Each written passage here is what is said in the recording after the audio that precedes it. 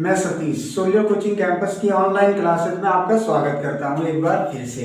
पिछले वीडियो में हमने पढ़ा था रासायनिक अभिक्रिया क्रियाविधि के आधार पर 4 प्रकार की होती हैं, जिसमें से हमने 2 का अध्ययन कर लिया था। बची थी हमारी 2 अभिक्रियाएं, तो उसमें जो 2 अभिक्रियाएं बची थी उससे पहले हम चारों के नाम जान लेते हैं।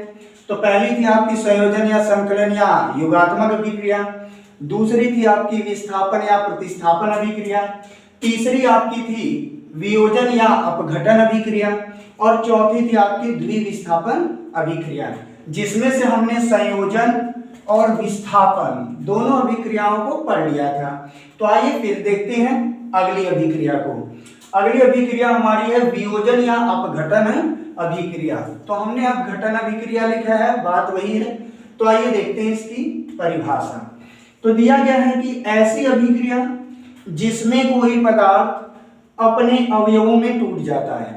मतलब इस अभिक्रिया में क्या होता है कि कोई पदार्थ है, मान लीजिए ए बी कोई पदार्थ है, तो वो किस में टूट जाएगा? ए और बी में टूट जाता है। इसका मतलब ये हुआ जिससे वो पदार्थ बना होगा उसी में वो क्या होता है? टूट जाता है। तो इसी चीज को हम कहते हैं अपघटन अभिक्रिया। आइए एग्जाम्पल देख लेते हैं। तो एग्जाम्पल में आपका क्या है? पोटेशियम क्लोरेट, KClO3 का नाम क्या होता है? Potassium chlorate. जब हम इसे गर्म करते हैं, मतलब इस पदार्थ को क्या देते हैं? उष्मा के रूप में ऊर्जा देते हैं, तो ये क्या होता है? पोटेशियम क्लोराइड में और ऑक्सीजन गैस में अपघटित हो जाता है। क्या होता है भाई? पोटेशियम क्लोरेट को जब हम गर्म करते हैं तो वो पोटेशियम क्लोराइड में और ऑक्सीजन गैस में अपघटित हो जाता है। ये अभिक्रिया बेहद इंपॉर्टेंट है क्योंकि ये पॉलिटेक्निक एग्जामिनेशन में पूछी गई है कि प्रयोगशाला में ऑक्सीजन गैस को किस पदार्थ से बनाते हैं। तो मैं इसका नाम फिर से बता देता हूँ, ये पोटेशियम क्लोरेट है। जब हम इसे गर्म करते हैं तो ये किसका निर्माण करता है? ऑक्सीजन गैस का। आइए दूसरी अभिक्रिया देख लेते हैं। दूसरी अभिक्रिया दी गई है हमको AgCl। AgCl का मतलब होता है सिल्वर क्लोराइड। जब सिल्वर क्लोराइड को प्रकाश की उपस्थिति में अपघटित कराया जाता है तो ये बनाता है सिल्वर और क्लोरीन गैस। कौन कौन सी चीज बनाता है भाई? सिल्वर और क्लोरीन गैस। और ये किसके कारण अपघटित होता है? तो प्रकाश के कारण अपघटित होता है। इससे पहले हमने क्या पढ़ा था? ऊष्मा के कारण अपघटन। तो इस प्रकार AgCl का अपघटन किसमें हो गया? Ag और क्लोरीन गैस में। अगला रिएक्शन देख लेते हैं।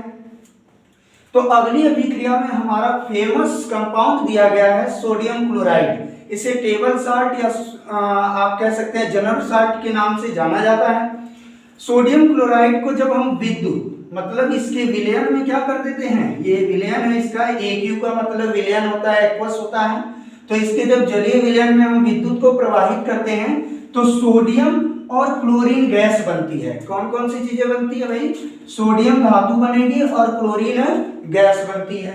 अब आइए देख लेते हैं इसके विषय में एक महत्वपूर्ण बात। एग्जामिनेशन में पूछा जाता है कि अपघटन या वियोजन अभिक्रिया को समझाइए और किसी एक पदार्थ का ऊष्मीय अपघटन, किसी एक पदार्थ का प्रकाशिक अपघटन और किसी एक पदार्थ का वैद्युत अपघटन या विद्युत अपघटन समझाइए।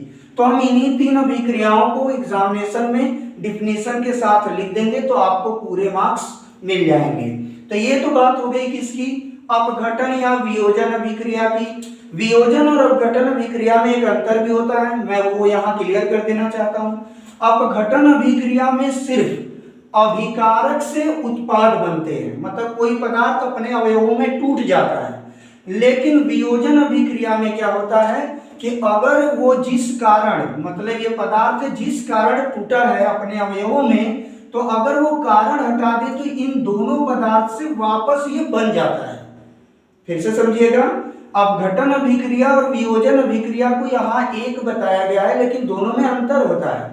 होता क्या है कि अपघटन में किसी पदार्थ को जब हम अपघटित कराते हैं किसी कारण से, यहाँ कारण क्या था हमारा? ऊष्मा।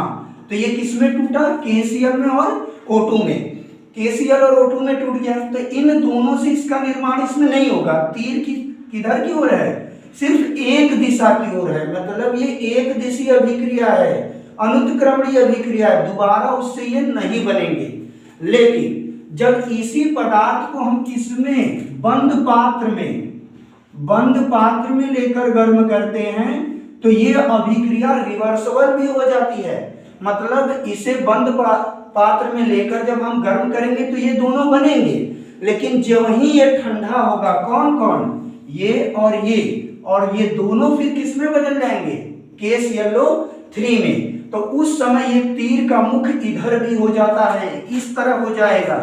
तो इसको हम कहते हैं उत्क्रमणीय अभिक्रिया का चिन्ह। तो यहाँ पर आपकी बुक में अपघटन और वियोजन को एक ही माना है, तो हम भी इसे एक मानकर पढ़ रहे हैं, नहीं तो दोनों में क्या होते हैं, अंतर होते हैं, डिफरेंट होते हैं। आई बात समझ में? तो आइए देख लेते हैं अगली अभिक्रिया, द्विविस्थापन अभिक्रिया को। ये आपकी पूरी समझ में आ गई होगी बात। अब आइए द्विविस्थापन अभिक्रिया को देख लेते हैं।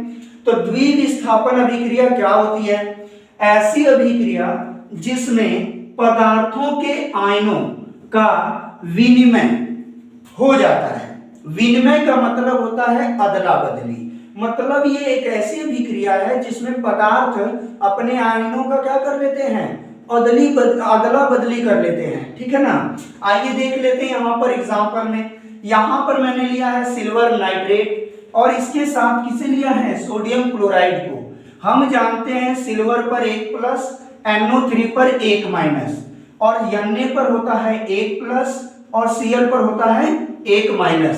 जब ये दोनों आपस में क्रिया करते हैं तो इसका NO3 Na के पास चला जाता है और इसका Cl किसके पास चला आता है, Ag के पास। मतलब आयनों की क्या हो जाती है, अदला बदली। तो ये Cl Ag के पास आ जाता है, तो यहाँ पर देखिए इस पर प्लस होता है, इस पर माइनस, तो ये बन जाता है AgCl। और जब ये NO3 सोडियम के पास जाता है तो ये बना लेता है NaNO3, इस पर एक प्लस होता है और इस पर एक माइनस। लेकिन हम यहाँ पर प्लस माइनस नहीं दर्शा सकते, अगर यहाँ पर डॉट कर कर दर्शाएंगे तभी होगा। मतलब यहाँ डॉट कर दें तब ये ठीक रहेगा। ठीक है, मेरी उम्मीद है बात समझ में आपको आ गई होगी कि ऐसी अभिक्रिया होगी जिसमें पदार्थों के आयनों की क्या हो जाएगी, अदला बदली। आइए दूसरे रिएक्शन को देख लेते हैं। इसमें दे रहा है बेरियम क्लोराइड। जब इसकी क्रिया सोडियम सल्फेट से कराते हैं, Na2SO4 का नाम सोडियम सल्फेट होता है। तो इस पर देखिए जो सल्फेट पर 2 माइनस होते हैं वो Ba के डबल प्लस से उदासीन होकर बना लेते हैं BaSO4। मतलब सल्फेट आयन का यहाँ पर परिवर्तन हो जाता है। अब क्लोरीन आयन का कहां पर, सोडियम के पास हो जाता है, तो ये बनता है BaSO4। भाई Ba मिल जाएगा SO4 से तो बन जाता है BaSO4, और क्लोरीन मिल जाती है किसके साथ, सोडियम के साथ, तो ये बदल जाती है किसमें, सोडियम क्लोराइड के रूप में। इसके ऊपर 2+ चार्ज होते हैं और इसके ऊपर 2 माइनस, ये 2+ है और ये 2 माइनस है, यहाँ बीच में हम डॉट कर देते हैं। और यहाँ पर सोडियम पर 1+ होता है और क्लोरीन पर कितना माइनस होता है, 1-। ठीक है, तो यहाँ डॉट करेंगे तब जाकर क्लियर होगा। लेकिन तो हम आयन को यहाँ पर नहीं दिखा रहे हैं, तो इन आयनों को हम क्या करेंगे, हटा देंगे, तो इन्हें हम नहीं लिखेंगे।